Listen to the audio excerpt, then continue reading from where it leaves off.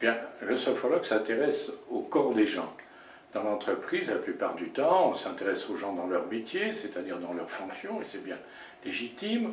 On s'intéresse parfois avec, bien sûr, au management, même parfois avec finesse à la relation entre les gens, mais souvent le corps est oublié, c'est-à-dire c'est une fonction, un individu, mais ça n'est pas un corps vivant.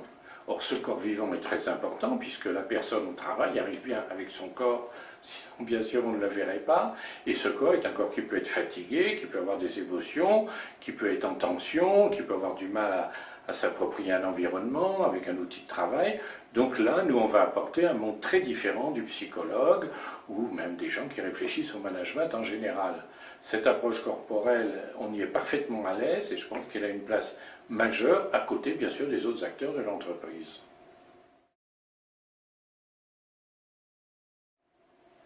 Alors, de cette approche corporelle, on peut trouver divers champs. Il y en a un que j'aimerais mettre en avant chaque fois parce qu'il n'est pas assez suivi. On voit toujours l'individu en difficulté. Mais prenons déjà une vie simple, une vie normale d'un individu qui arrive au travail, je dirais dans une tâche intellectuelle, puisque c'est des gens, on parlera des tâches manuelles tout à l'heure, mais la majorité des gens au travail. Or, quelqu'un, et on le plaisante assez souvent, qui est assis, on lui dit assis, donc tu ne te fatigues pas. Bon, ben on sait bien que même assis, on se fatigue. Donc la première approche, ça va être ce que j'appellerais une espèce d'ergonomie du travail intellectuel, apprendre à la personne à gérer la pression d'une journée de travail, mais dans sa nature même, indépendamment de tout excès. Alors gérer la pression, ça veut dire, dans la journée, réintégrer son corps comme corps vivant au travail, relancer un certain nombre de réflexes pour qu'il puisse vivre sa journée en suivant un rythme et sa façon d'être. Relancer ses réflexes, ça peut être des réflexes de détente, bien sûr, et là la sophrologie a un apprentissage de la détente bien sûr majeur, même si on le fait à travers des petits réflexes, type détente des mâchoires, des épaules, des bras, ce qu'on appelle réflexe avec un slogan attente égale d'attente, profiter des petits moments d'attente pour se détendre, penser à respirer dans la journée, souvent notre respiration se bloque par une simple attention, une réflexion, indépendamment d'un souci, relancer la respiration, penser de temps en temps aussi à être dans un geste un peu plus souple, gestes de travail, ordinateur, téléphone, écriture, tous ces gestes quotidiens, lorsqu'ils sont répétés, peuvent se faire avec plein de tension, essayer de les faire de la façon, je dirais, la plus harmonieuse.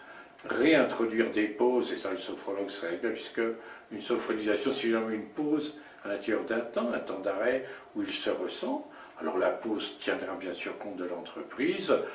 À quel moment la faire? Ça peut être une pause en marchant, ça peut être une pause à son bureau, ça peut être fermer les yeux. C'est un temps un petit peu, pas seulement de récupération, c'est un temps où reprendre l'élan.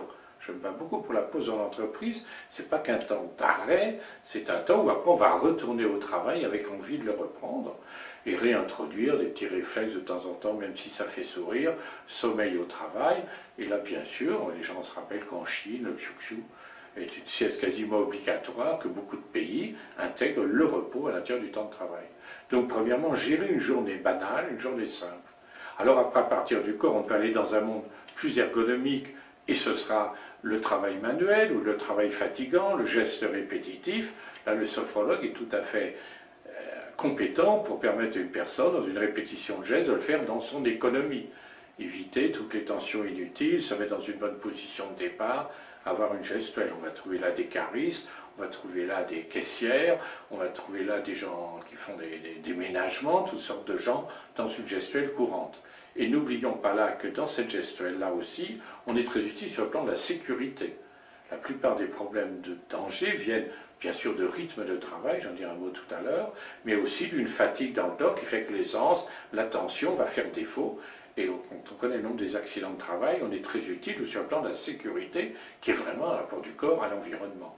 Donc un premier espace, donc ergonomie du poste de travail dans un travail plus manuel, plus délicat, là on peut être important. Approche sécuritaire où on pourra mettre aussi les rythmes de travail.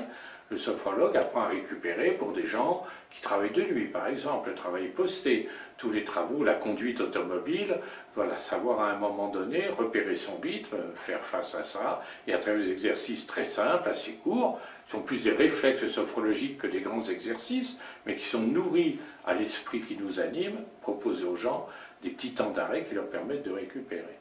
Alors, le deuxième aspect, ça peut être bien sûr sur un plan plus du stress, puisque c'est le mot majeur dans lequel on nous met.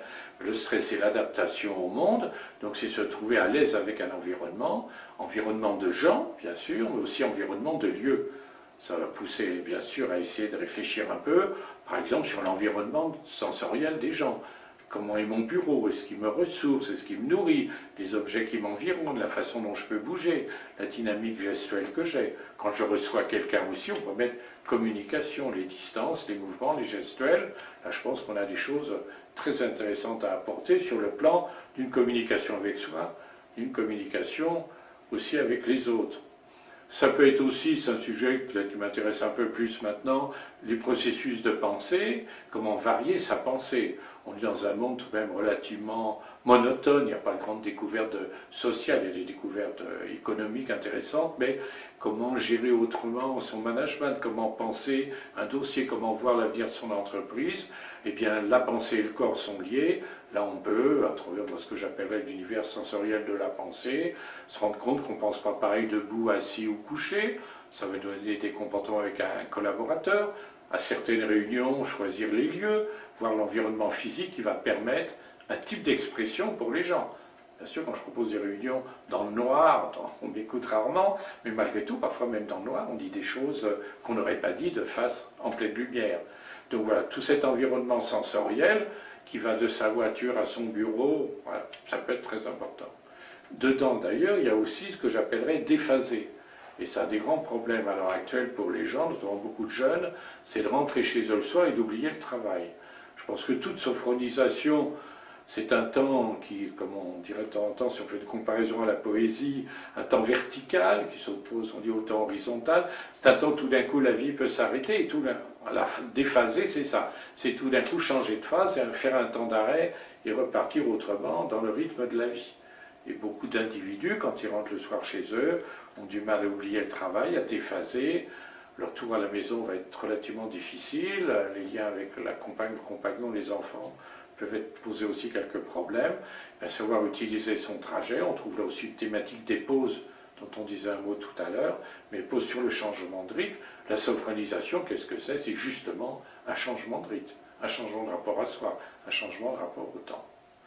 Il y a encore d'autres pistes qu'on pourrait voir, mais je pense que si on se remet bien sur cette approche géographique de l'individu et non pas toujours relationnelle ou culturelle, si elle est relationnelle, culturelle, c'est bien avec un corps toujours qu'elle s'exprime. Et je pense qu'à côté du psychologue, le sophrologue qui très souvent se sent un peu comme en décalage ou moins important, non, a au contraire un langage tout à fait spécifique à apporter, de collaboration, d'ouverture, des domaines qui sont les siens, des domaines où il est moins bon. On doit partager ensemble un travail pour aider les gens à mieux vivre leur journée de travail et aussi les difficultés qui s'y trouvent.